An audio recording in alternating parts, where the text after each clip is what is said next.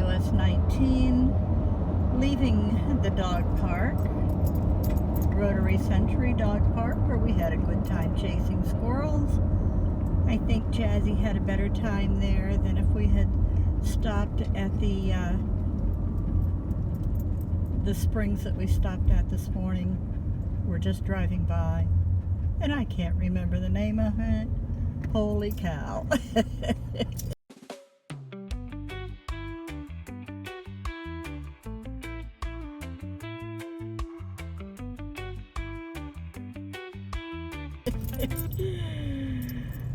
There's just so much to do down here. I was looking at stopping at Seven Sisters Springs. It's really not marked, they tell me, but I guess it's not a place that I would like to go. But if you are into scuba diving or diving of any kind, that sounds like an interesting place to be, because there are several caverns that you can dive down into.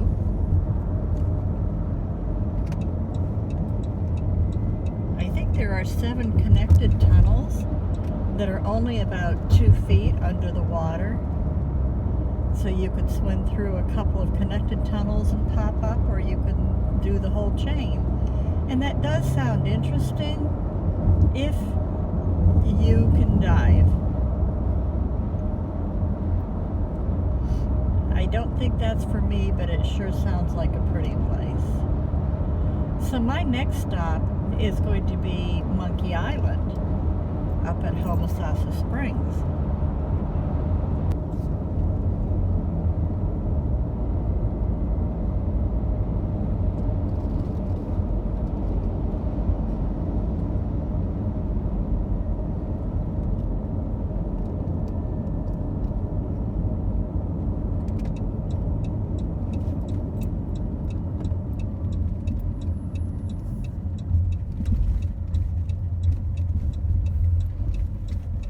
This is the Chassahowitzka Wildlife Management Area.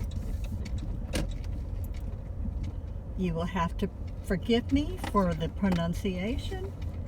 Most people just call it the Chaz, and that's what I will refer to it as from here on.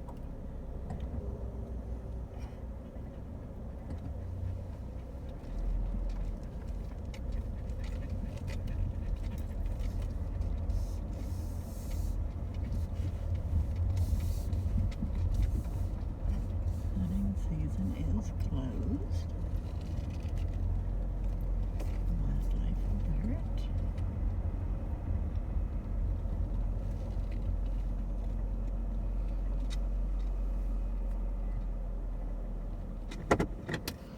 This happens to be the preserve. I do not know where the boat launch is at. I'm not going to go back in here, but this area happens to be where the Seven Sisters Springs is at that I mentioned earlier. It also has a lot of kayaking, and there is a crack in the river where the salty sea seeps through. Just something that you can't see from land, but you can kayak out to it. So I'm going to head on down the road at this point, and I will stop at our next spot.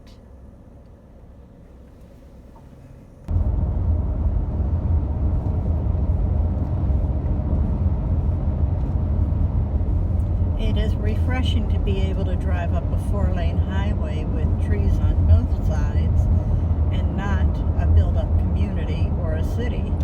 I'm enjoying this part. It's a beautiful day in Florida. The temperature is currently 78 degrees. It is 2:30 in the afternoon. I'm just moseying along rather slowly, taking my time and enjoying. More or less just relaxing my way up the highway.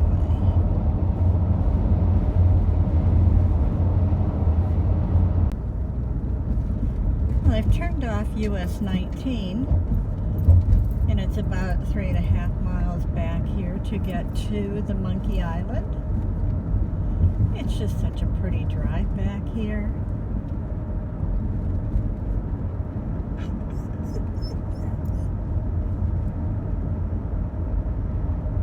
I just might put Jazzi over there on the island with the monkeys.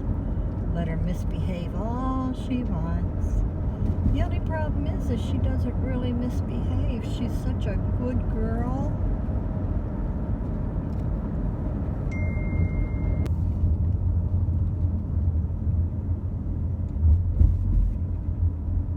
I think that might have been the sugar mill ruins that I'll have to stop and take a look at on the way back.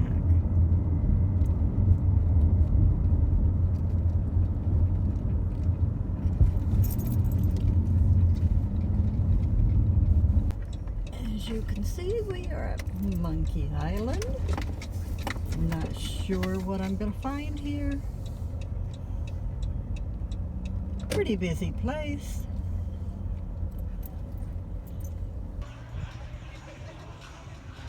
Well, this is the famed Monkey Island that I came to see.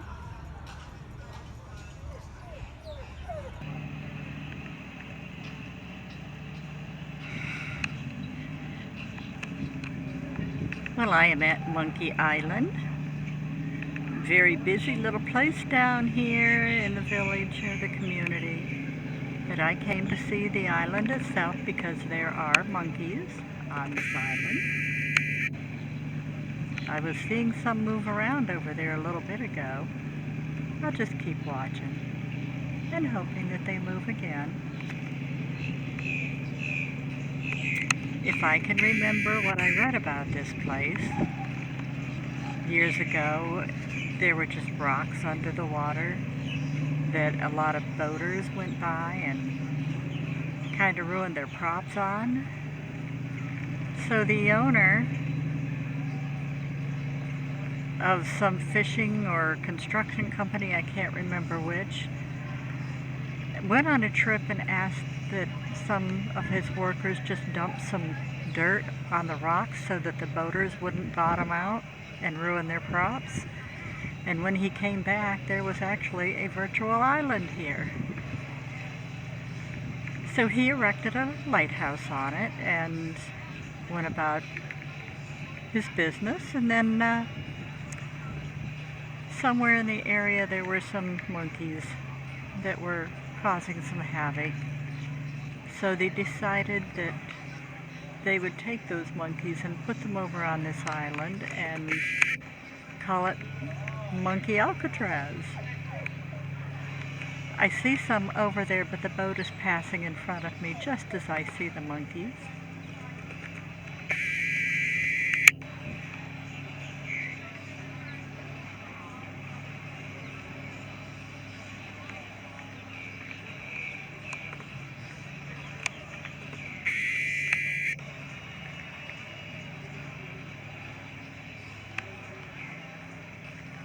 Oh, I see one up on the lighthouse.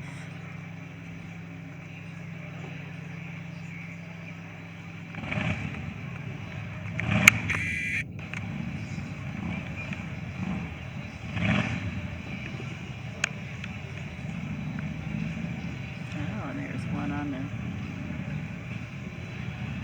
going over to the cottage. I guess he's gonna. Oh, he's swinging on the road.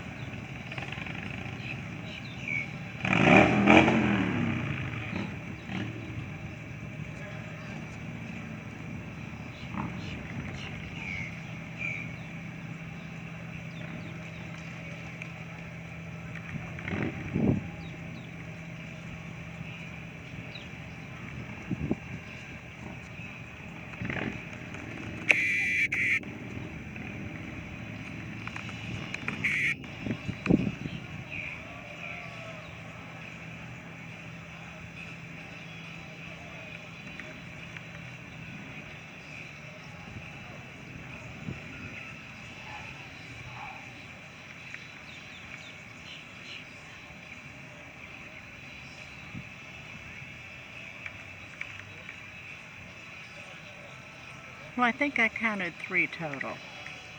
I don't know how many are there now.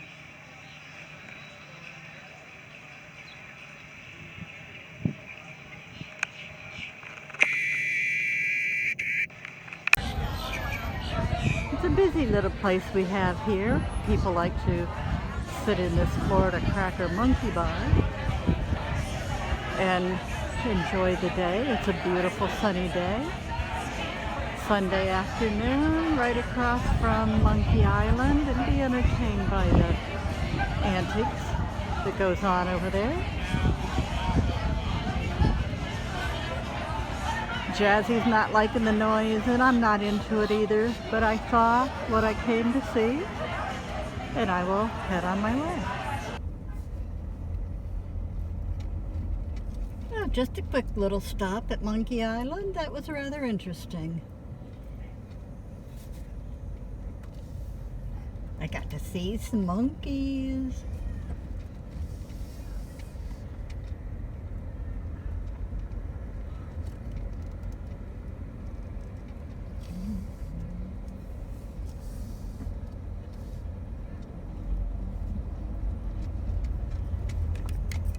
This is in Homosassa.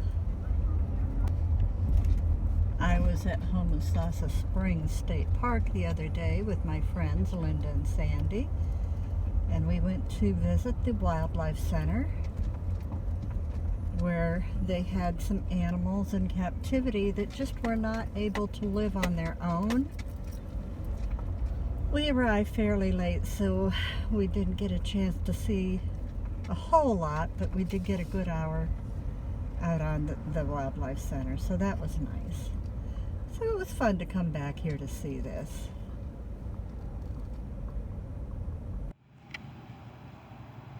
I have stopped at the Yulee Sugar Mill Ruins Historic State Park. Across the road is the ruins of the original sugar mill. This park contains the ruins of a former sugar mill plantation owned by David Levy Yulee.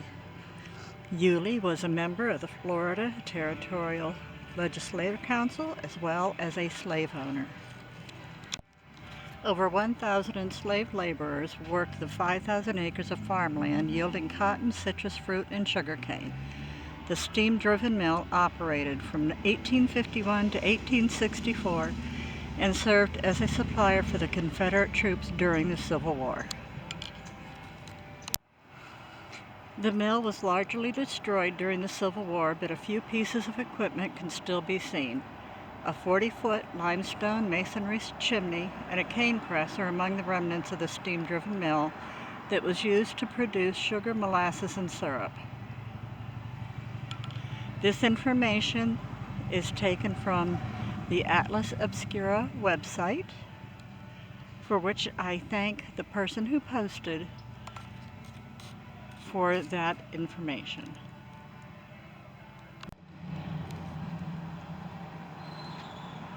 Before me, there are several kettles that lay rotting in the ground. You can see that they are for different purposes.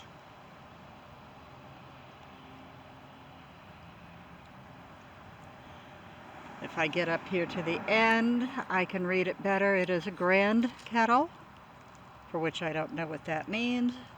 The proper kettle. The flambeau kettle. The syrup kettle.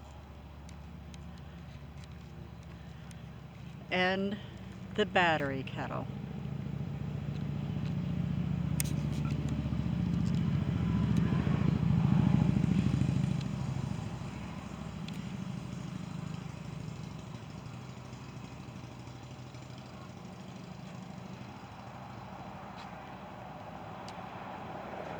Just looking at this photo, I have to assume that these kettles were inside, and this is what is left after it was destroyed during the Civil War.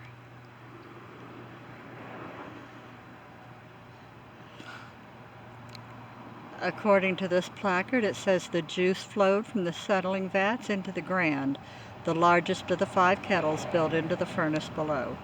The grand was also the coolest, being farthest from the battery kettle under which the furnace was fired. The chimney draft pulled the heat from this fire through the furnace to heat the other kettles. The heated juice was hand-dipped from the larger to the smaller kettle and ended as syrup in the battery, the smallest and hottest. Here it reached the sugar stage. It was then ladled into a trough and poured into large wooden vats where sugar crystals began to form as it cooled. After hardening, it was spaded into slices, carried in small tubs to the purgery or the curing room, and packed in hogsheads or wooden barrels.